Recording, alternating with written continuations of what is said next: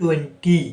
अभी तक हमने टोटल 6 मेडिसिन जो कि अलग अलग टाइप के हैं उनके बारे में डिटेल में अच्छे से पढ़ा है। ठीक है, अब मैं आपको पहले ये क्लियर करता हूँ कि ये मेडिसिन हमारा टारगेट करने का मोटिव क्या है। ठीक है, क्योंकि जब तक अपना मोटिव क्लियर नहीं रहेगा तब तक आप समझ नहीं सकते कि मैं किस डायरेक्शन में मैं मेडिसिन का सीरीज लेके जा रहा हूँ। मेरा टारगेट ये है कि 2026 ख़त्म होने से पहले तक अपने देश में टोटल कितने ब्रांड्स है, कि जो 90% मेडिसिन हर मेडिकल में अवेलेबल होते हैं। हॉस्पिटल फार्मेसी जो अपना नॉर्मल मेडिकल रहता है, जो कम्युनिटी फार्मेसी जिसे कहते हैं हम, उसके अंदर कितना मेडिसिन जो 90% प्लस मेडिसिन अवेलेबल हैं। अगर आप फर्स्ट ईयर या फिर सेकेंड ईयर की स्टूडेंट्स हो, डी फॉर्म या बी फॉर्म, आपके लिए अगर आप यहाँ से इस टारगेट को फॉलो करते हो ना तो आपको आने वाले टाइम में कोई दिक्कत नहीं होगा। क्यों? क्योंकि आप रियल लाइफ मेडिसिन के बारे में पढ़ोगे। एक ब्रांड नहीं, दो ब्रांड नहीं, टोटल 30 से लेके 40 ब्रांड्स तक रहेंगे।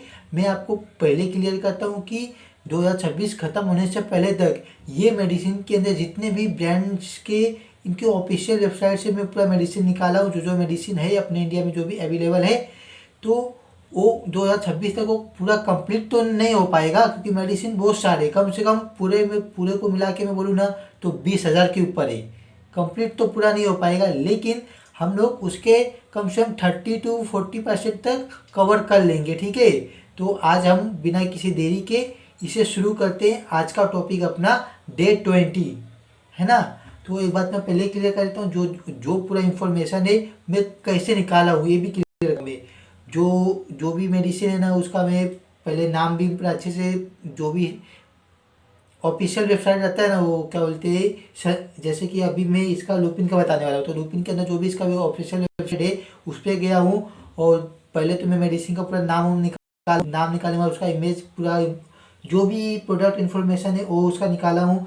फिर जो बहुत सारे वेबसाइट ऐसे हैं जिसके ऊपर पूरा ऑल इन्फॉर्मेशन रहता है, 1 2 3 4 वेबसाइट को मैं निकाला हूँ। उसके अंदर से पूरा इन्फॉर्मेशन निकाल के जो मेन पॉइंट है उसको साइड किया हूँ मैं, और फिर लास्ट में पूरा ऐसे 8 से 9 पॉइंट है और कुछ मैं अपने एक्सपीरियंस के बेस पे इसके अंदर पॉइंट ऐड किया हूँ।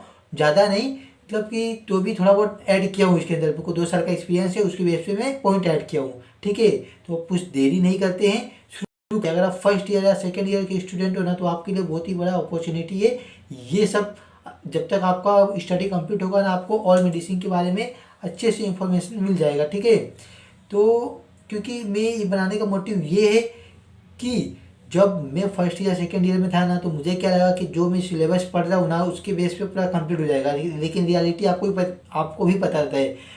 आप तो सिर्फ पास होने के लिए जो भी उसका मेन इंफॉर्मेशन है वो उसके अंदर कंटेंट इतने सारे रहते हैं कि याद, कंटेंट आप याद करोगे, लेकिन जब रियल लाइफ में जाओगे ना तो उसमें कॉम्बिनेशन में आपको पूरे कंटेंट्स मिलेंगे, पूरे कॉम्बिनेशंस में कंटेंट मिलेंगे। ठीक है, और साथ ही साथ आपको सिर्फ ब्रांड, जब रियल लाइफ में आप आओगे ना, ज़्यादा कि इंडिया जैसे देश में आपसे कोई ये नहीं पूछेगा कि इसका मैकेनिज्म ऑफ एक्शन क्या है। आपको सिर्फ ऊपर से पूछेंगे कि इसका यूजेस क्या है और ये इस मेडिसिन का ब्रांड नेम आपको याद होना चाहिए। ठीक है, कि कोई भी आपको मेडिसिन बोले आपको सिस्टम एंट्री करने आना चाहिए, उसके नाम का स्पेलिंग, ब्रांड नेम्स, और ब्रांड नेम्स ऐसे है ना कि जब आप ट्रेनिंग करने जाओगे ना आपको बहुत दिक्कत आएगा स्टार्टिंग में। अगर आप अभी से सब कुछ कवर करते जाओगे धीरे धीरे तो फिर आने वाले टाइम में कोई दिक्कत नहीं होगा। बस ये मेरा मोटिव है।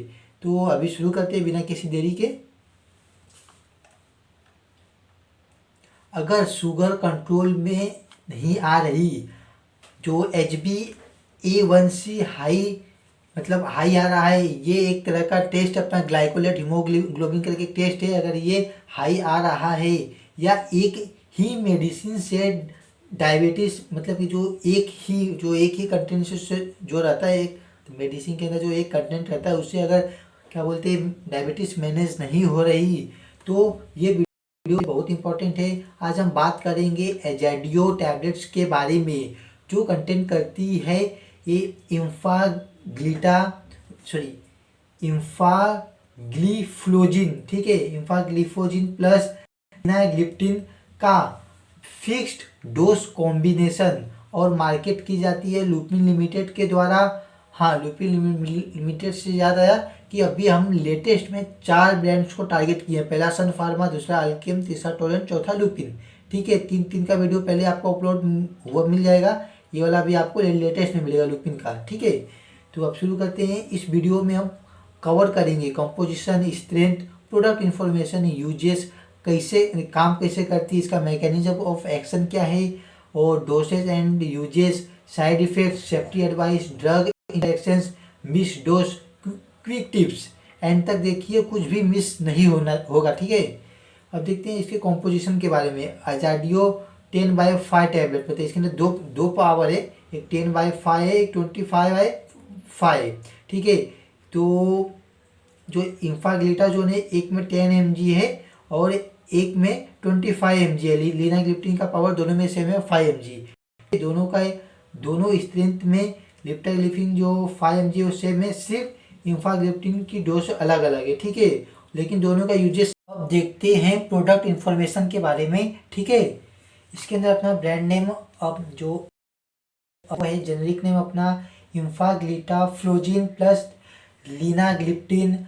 ड्रग क्लासेस में जो अपना इंफाग्लिफ्लोजिन है, इसके अंदर SGLT2 इनिबिटर है, और लिफाग्लिप्टिन जो है उसमें DPP4 इनिबिटर है। ठीक है, कंपनी नाम देखा जाए तो अपना वो लुपिन लिमिटेड है। Dosage form tablet. स्केड्यूल क्या है, स्केड्यूल मतलब कि स्केड्यूल H1 में आता है क्या है, स्केड्यूल H1 मतलब कि प्रिस्क्रिप्शन वाले मेडिसिन।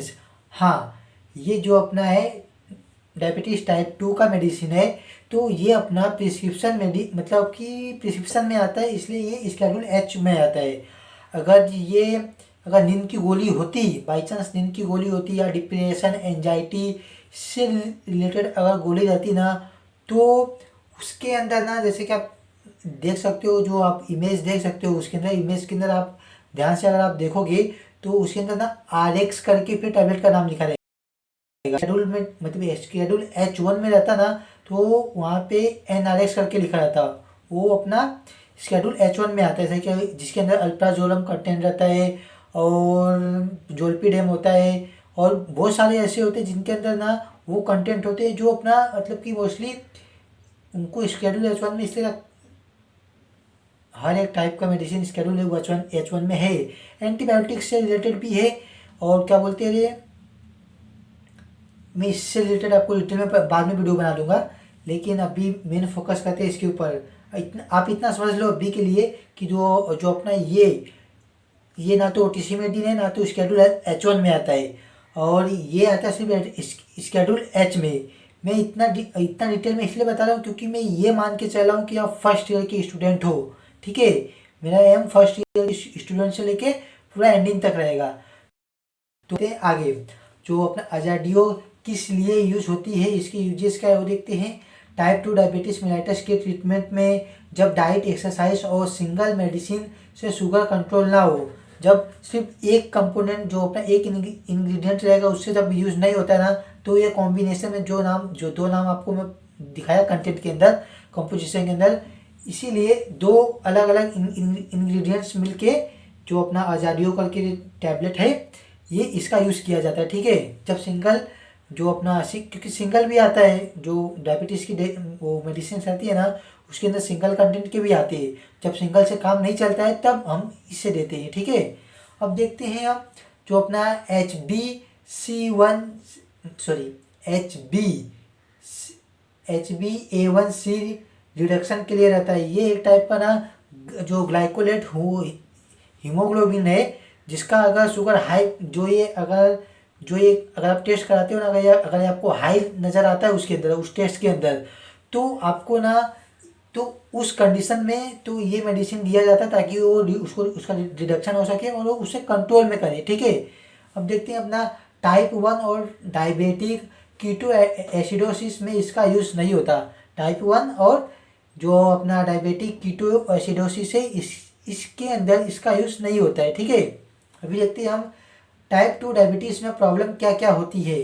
टाइप 2 डायबिटीज़ में बॉडी इंसुलिन को प्रॉपरली यूज़ नहीं कर पाती, लीवर एक्स्ट्रा ग्लूकोज बनाता है, और किडनी किडनी ग्लूकोज को यूरिन में निकालने के बजाय वापस एब्जॉर्ब कर लेती है। इनक्रिएटिन हार्मोन्स कम काम करते हैं, इसीलिए कॉम्बिनेशन थेरेपी में ज़रूरत पड़ती है। ठीक है, कॉम्बिनेशन में इसका ज़रूरत पड़ता है, सिंगल से काम नहीं चलता, इसलिए कॉम्बिनेशन थेरेपी में ही थेरेपी की ज़रूरत ही पड़ती है डायरेक्ट। ठीक है, अब देखते हैं अजाडियो काम कैसे करती है, इसका जो मैकेनिज्म ऑफ एक्शन है वो देखते हैं। जो अपना इम्फाग्लिटाफ्लोजिन है, जो अपना जिसे हम SGLT2 इनहिबिटर भी बोलते हैं, मतलब कि जैसे कि जो अपना किडनी के SGTL2 जो अपना मतलब आगे पीछे बोल रहा हूँ क्या मैं, नहीं, SGLT2 ट्रांसपोर्ट को ब्लॉक करता है, एक्स्ट्रा ग्लूकोज को यूरिन के थ्रू बाहर निकालता है, ब्लड शुगर कम करता है, वेट और बीपी पर भी पॉजिटिव इफेक्ट दिखाता है। लिनाग्लिप्टिन जो अपना DPP4 इनहिबिटर है, इसमें जो अपना DPP4 इनहिबिटर को इनहिबिट करता है। इनक्रिएटिन हार्मोन जो अपना GLP-1 है और GIP है। ठीक है, अगर आपको GLP अगर GIP हो गया, DDP हो गया या फिर SGLT हो गया, अगर इसका फुल फॉर्म नहीं पता है तो आप कमेंट में लिख देना, मैं क्या बोलते हैं इसका फुल फॉर्म मैं आपको मतलब कमेंट में ही मेंशन कर दूंगा। ठीक है, क्योंकि ये एक टाइप का ना अपना इनहिबिटर है, जिसका मतलब जैसे कि अपना ये मैं नॉर्मल आपको ये बताता हूँ, जैसे वो ये अपना देख सकते हैं HbA1c करके आता है, ये ना अपना ग्लाइकोलेट करके है।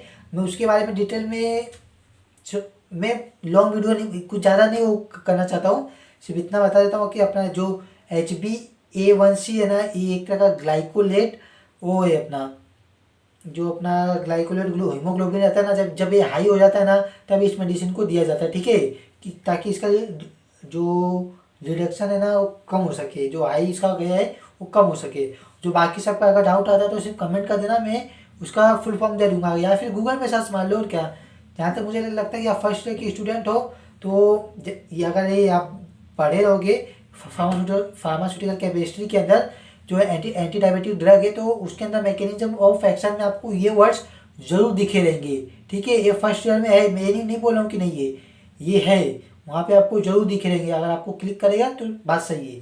तो अब देखते हैं अपना जो GLP-1 GIP को जो एक्टिव करता है, फिर जो अपना थर्ड पॉइंट है इसमें इंसुलिन रिलीज बढ़ाता है सिर्फ जब शुगर हाई हो तब। ठीक है, ग्लूकागोन सिक्रेशन कम करता है। रिजल्ट क्या आता है, better fasting plus post meal sugar control, low risk of hypoglycaemia, long term HbA1c improvement. ठीक है, अब देखते हैं doses and how to use. Common dose इसका 1 से डेली डॉक्टर के एडवाइस के अकॉर्डिंग। स्टार्टिंग डोज यूजुअली जो 10/5 mg का है होती है उसको देने का, जिसके अंदर जो अपना पहला जो कम डोज का है जो 10/5 का है, अगर देख सकते हो दो टाइप का मेडिसिन होगा उसके अंदर, एक 10/5 है, एक 20/5 है। ठीक है, तो पहले हम 10/5 देंगे, अगर जब ज़रूरत पड़ेगा तब अपने को 25/5 mg तक का है उसको इंक्रीज की जाती है। ठीक है, लेकिन जो स्टार्टिंग डोज में रहता है 10/5 ही दिया जाता है।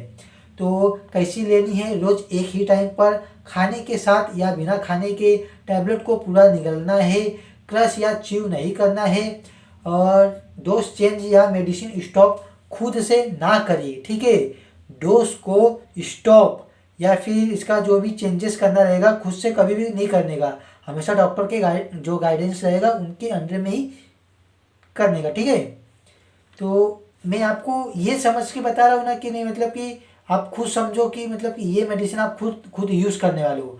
अगर आप फार्मासिस्ट हो तो आप ये सोचो, दिमाग में अपने ये डालो कि ये मेडिसिन आप खुद यूज़ करने वाले हो, इसलिए मैं उसके अकॉर्डिंग हिसाब से आपको बता रहा हूँ कि as a you are patient, मतलब कि पेशेंट नहीं बोल, मैं ऐसा मान सकता हूँ कि आप अपने आप को एज्यूम करो कि नहीं, मतलब कि मैं पेशेंट हूँ, और जिस तरह से मैं आपको एक्सप्लेन कर रहा हूँ ऐसे ही आपको फ्यूचर में कभी आप फार्मासिस्ट बनते हो, अच्छा फार्मासिस्ट बनते हो, तो अगर आप जब एक्सप्लेन करो तो उनको फुल डिटेल में करो, ठीक है, कुछ भी पॉइंट छोड़ो मत, भले से टाइम लगेगा लेकिन करो, ठीक है।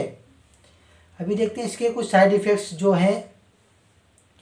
कॉमन साइड इफ़ेक्ट्स अपना इंक्रीज्ड यूरिनेशन, जो अपना थीस्ट है, यूरिनरी ट्रैक इन्फेक्शन, जो genital fungal infection, headache, nasopharyngitis, less common but important dehydration, low BP, specially जो जिनका उम्र ज़्यादा हो जाता है, मतलब कि एल्डरली हो जाते हैं, ओल्ड पेशेंट के अंदर इनका मतलब कि ज़्यादा मतलब बीपी लो या फिर ऐसा हो सकता है।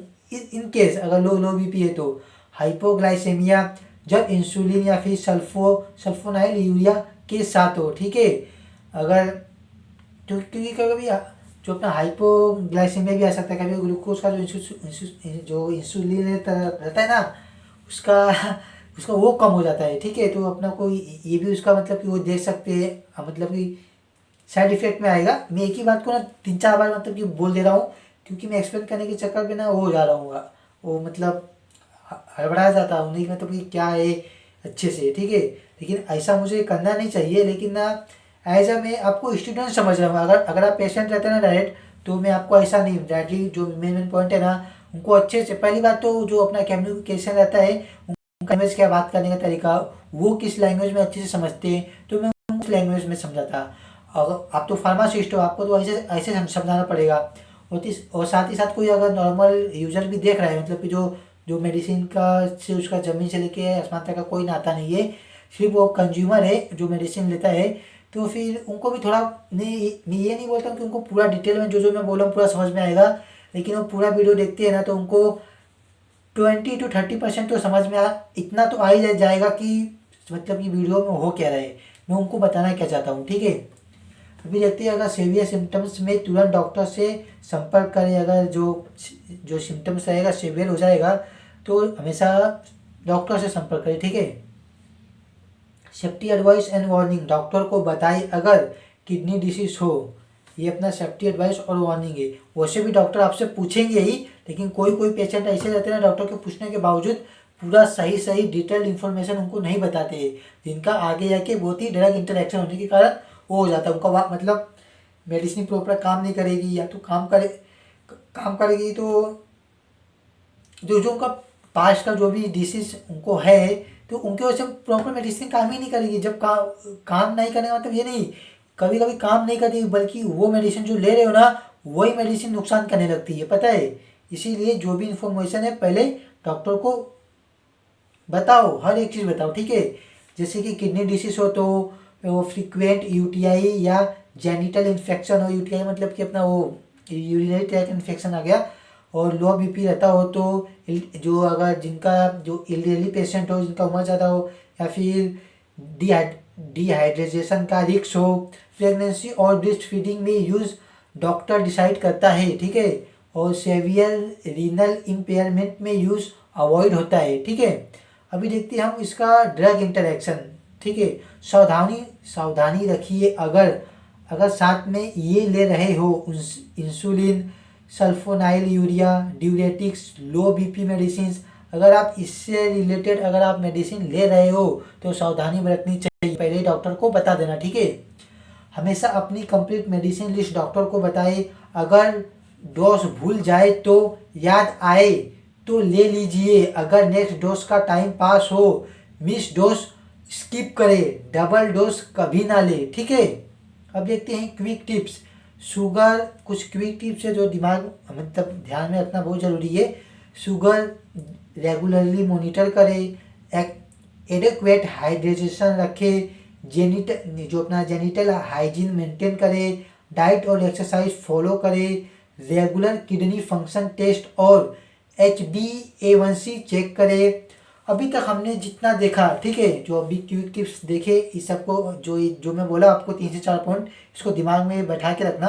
और अभी जो अपना फाइनल जो समरी है, जो अभी तक हमने जितना भी देखा और समझा है, उसको अगर कहा जाए तो अजाडियो टैबलेट एक advance dual action anti diabetic medicine है, जो के थ्रू एक्स्ट्रा शुगर निकालती है और इंसुलिन सिस्टम को नेचुरली सपोर्ट करती है।